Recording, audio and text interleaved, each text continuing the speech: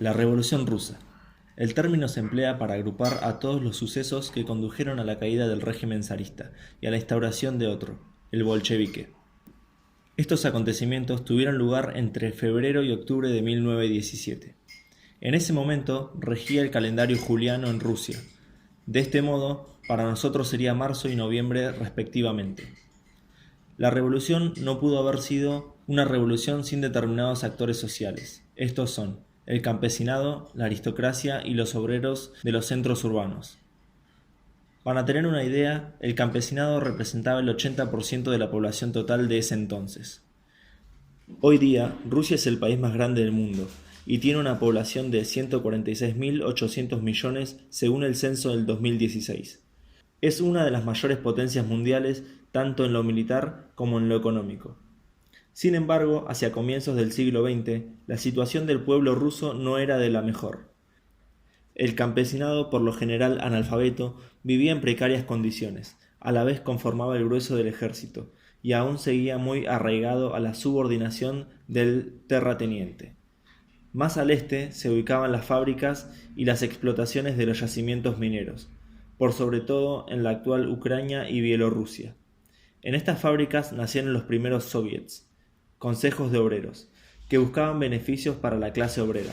Por otro lado, la aristocracia zarista venía gobernando el imperio desde el año 1613 bajo un sistema semifeudal, sin miras hacia una modernización tal como sucedía en Europa occidental. Año 1917. Rusia se encontraba en plena guerra mundial, llamada la Gran Guerra, pero las sucesivas derrotas y las numerosas bajas en el frente fueron más que suficiente para que el pueblo se opusiera fervientemente al conflicto bélico.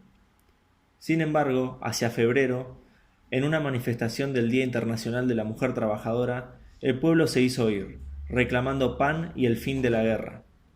En los siguientes días, las huelgas se generalizaron por todo Petrogrado, que era la capital de Rusia, y la tensión fue en aumento.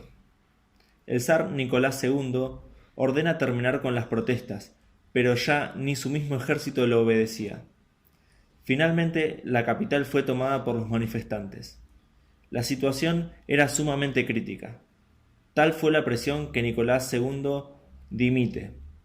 Este abdica en nombre de su joven hijo Alexei, pero prefiere traspasarle el cargo a su hermano, el duque Miguel. Prudente, Miguel prefiere alejarse y rechaza el trono. De este modo, Rusia deja de ser una monarquía. Nicolás y su familia fueron encarcelados por los bolcheviques. Ahora bien, ¿quiénes gobernarían? Se crea entonces un gobierno provisional.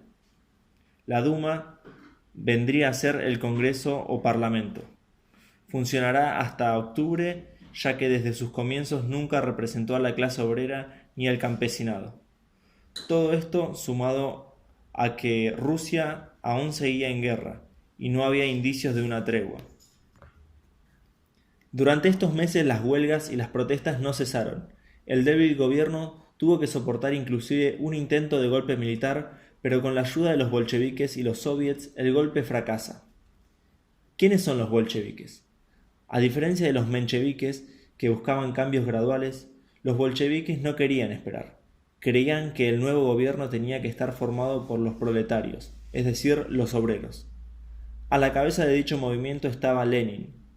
A la vez, entre los militantes más destacados se encontraban Trotsky y Kamenev. Lenin durante su juventud militó en movimientos de izquierda. En medio de sus estudios universitarios fue arrestado en varias ocasiones. También fue arrojado al exilio, debido a las persecuciones del Estado. Finalmente, en octubre, los bolcheviques deciden terminar con la inoperancia del gobierno provisional. Así, el día 24 de octubre, los bolcheviques toman el centro de Rusia. Pero no bastaba con expulsar al gobierno, sino buscar una alternativa. El 25, el gobierno provisional es reemplazado por un comité central ejecutivo. Ahora las funciones las ejercerían los comisarios del pueblo, que vendrían a ser los ministros. Es decir, los bolcheviques se hacen con el poder y disuelven rápidamente a la Duma y al gobierno provisional. Esto iba en contra de lo que pensaban los otros compañeros de Lenin, pero la historia sería diferente.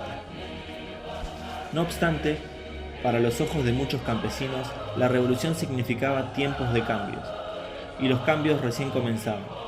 Luego de la Revolución de Octubre, vendría una guerra civil, una reforma agraria y económica, una guerra mundial y una austera dictadura bajo la mano de Stalin. Más allá de todo, hay que rescatar la reivindicación de las clases bajas y un legado que aún perdura.